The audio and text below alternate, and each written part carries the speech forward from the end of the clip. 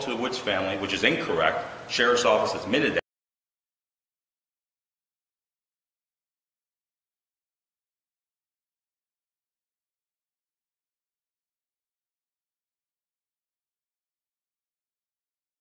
What I want to see is this rally is for transparency. There needs to be a gap bridged between us, the community, and the Indian River County Sheriff's Office. This is a chance for the sheriff to retract the fact that he used a juvenile booking photo of a victim, from all accounts, from the sheriff himself. There's a chance for either him or a spokesperson of the Wingo County Sheriff's Office to retract that, number one. Number two, the fact that he spoke to the Woods family, which is incorrect. Sheriff's Office admitted that to me. So we need to know who gave you that wrong information. And the main thing is, to bridge this gap, let's have this discussion about body cams and actually start doing something. There needs to be a committee put in place. So this Sunday we will rally. We want an independent investigation. Internal affairs does not work. We have to stop letting the police police themselves. And put her in front of me. He's a coward for doing that.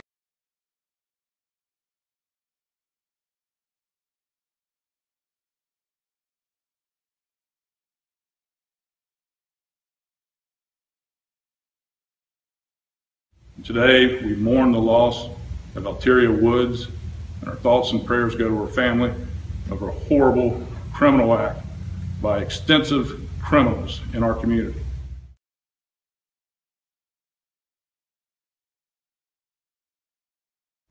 As he shot no less than 4 rounds at our deputies, our SWAT team members returned fire in essentially a firefight.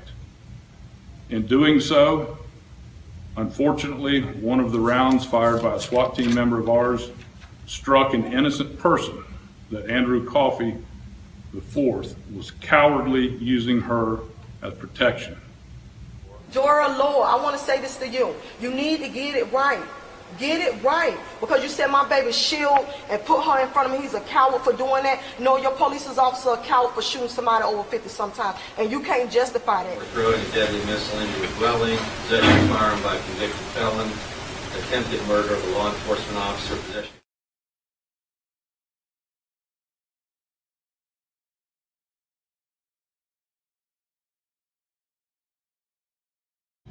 We need some closure about what's going on. The Gifford community is tired of this behavior. The Indian River County Sheriff's Office is tired of this behavior.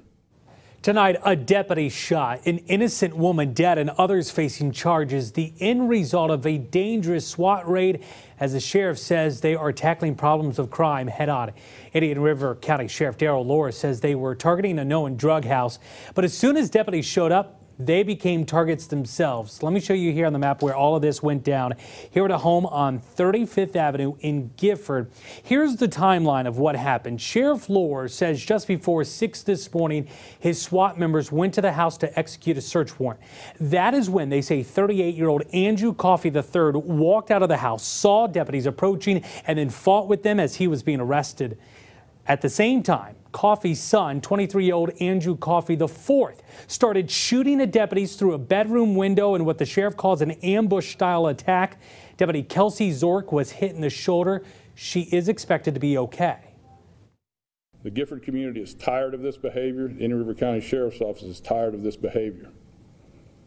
As we continue to work this crime scene, we have discovered additional drugs, which obviously we knew this was a drug house, cocaine, pills, crack cocaine, powder cocaine, and the like, as well as an assortment of some type of firearms that we're certain were used. But in all of this, 21-year-old Alteria Woods was caught in the crossfire. She was hit and killed. The sheriff says she was an innocent person, pretty much in the wrong place at the wrong time, thrown into the line of fire by her boyfriend, one of the targets of the raid. And I feel like justice haven't been done in this community, and something need to be done about it. And we ain't leaving from here until we find out where my niece's body is. That woman right there is Woods' aunt, Arlene Cooner. She says she and her family are getting few answers. CBS 12's Luli Ortiz live tonight in Vero Beach, where she is talking with the Woods family member. Luli, what can you tell us about what they are saying tonight? Greg, family members are clearly devastated tonight, and they tell me they are frustrated about what happened, frustrated about the ongoing violence here happening in their community, and they tell me all they want is peace between the community and law enforcement. It's not right. It ain't right at all. Arlene Cooper says it is hard coming to grips with what has happened to her niece, Alteria Woods. I never heard of this before. We don't know what to do. No clue. Woods was shot and killed by Indian River County Sheriff's deputies during a SWAT raid on this home in Gifford. 4 months pregnant. Oh, God. I was like in a shock. It was like a shock to me. Cooper says the father of her niece's baby was 23-year-old Andrew Coffey IV. He and his father, the target of deputies when they carried out a raid early Sunday morning. Sheriff Darrell Lord says the youngest Coffey used his girlfriend as a shield. Andrew Coffey IV was cowardly, using her as protection. But the sheriff also expressing remorse, calling Woods an innocent person caught in the crossfire as his deputies fired back at the youngest Coffey, who was shooting at deputies from a bedroom window. And today we mourn the loss of Alteria Woods, and our thoughts and prayers go to her family. Just say we were sisters, like, I don't know, and she can't be brought back. The raid itself is in response to the recent shootings that included the death of Deputy Gary Chambliss. Tonight, dozens turned out along 45th Street and 35th Avenue in Gifford, calling for justice and peace between the black community and law enforcement. There's no justification for what they did. And I feel like justice haven't been done in this community, and something need to be done. And family members are demanding answers from those here at the Indian River County Sheriff's Office and tell me that they won't stop until justice is served. Reporting live in Vero Beach, Luli Ortiz, CBS 12 News. Luli, thank you. And Woods' boyfriend, Andrew Coffey IV, and his father, Andrew Coffey III, are tonight facing a series of charges, including attempted murder of a law enforcement officer. In all, 5 people were arrested here in this raid, and inside this home, Sheriff Lohr is telling us that they found an array of items, including cocaine, pills, and plenty of firearms. Now, deputies say the father and son targeted in the raid are no strangers to law enforcement. Less than 2 weeks ago, Andrew Coffey IV, during a traffic stop, told one of our deputies, quote, "I'm going to finish what my grandfather tried to do," referring to a December 18, 2015 incident where Andrew Coffey tried to murder one of our deputies. Well, as the sheriff they were talking about in December 2015, video here you're seeing Andrew Coffey II shot a deputy who did recover. A few points that the sheriff says shows the Coffey family has a long history of violence toward law enforcement.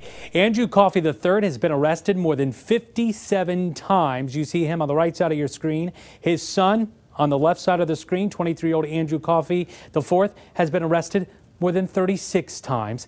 This raid, just one in a series of raids, is part of a new initiative called Operation Safe Streets. The program has led so far to the arrest of 16 people and plenty of drugs. Those raids in direct response to the shooting of Deputy Gary Chambliss, who died last month. You'll remember he was killed February 17th after getting caught up in the crossfire of another gunfight. The gunman, believed to be responsible, has still not been caught. The sheriff saying tonight that he is determined to, quote, curb the crime and nastiness that's going on in the streets of Gifford. Much to this story, we have it all for you right now, and as we continue to track the developments and the investigations on air and online at CBS12.com. Hey, Charlotte County, this is Charlotte County Cop Watch, and I wanted to explain what fair use is. You can use pieces of news articles if you're doing it for news reporting, you have commentary, and you're doing it for education purposes. So that's what fair use is, as you can see right here.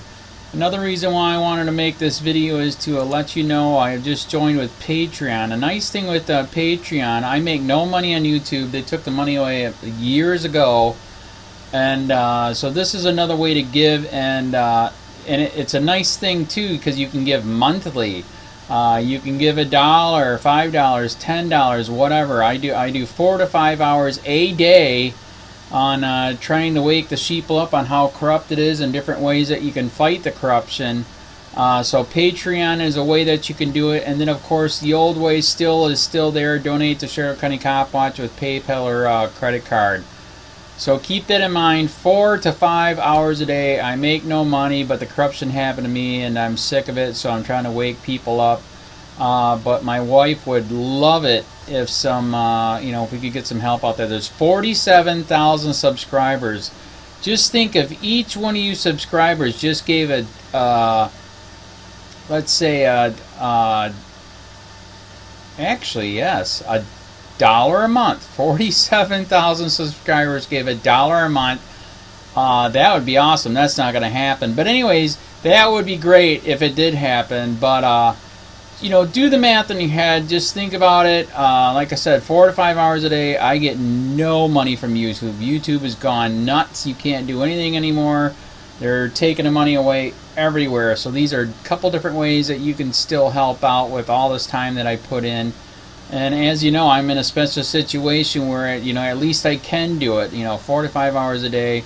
We have a cleaning company during the day. That's what allows me to do this, and we're debt free. So this is my hobby. I don't go fishing and all that other crap. I try to save the world. So help me out to make the wife happy, man. In fact, if you guys did give $1 a day, and there was 47,000 of you, and you did it, and each of you gave $1, and that was every month, oh my God, yes, I could quit. I could start suing them. Another idea, too, that we have is, if I got, some funds, we could actually contact everyone that has been ticketed and or arrested and put in jail and start sending them postcards to let them know we're here, and to see if everything went all right, and if it didn't, find out their story. So we could even do more investigations and more lawsuits. Lawsuits take money. So just think about that. 47,000 of you so far right now. $1 a day. $1 a month on Patreon, or $5 a month Patreon, 10, 20, whatever. Just do the math in your head. Help out. This is a lot of work every single day. Thanks.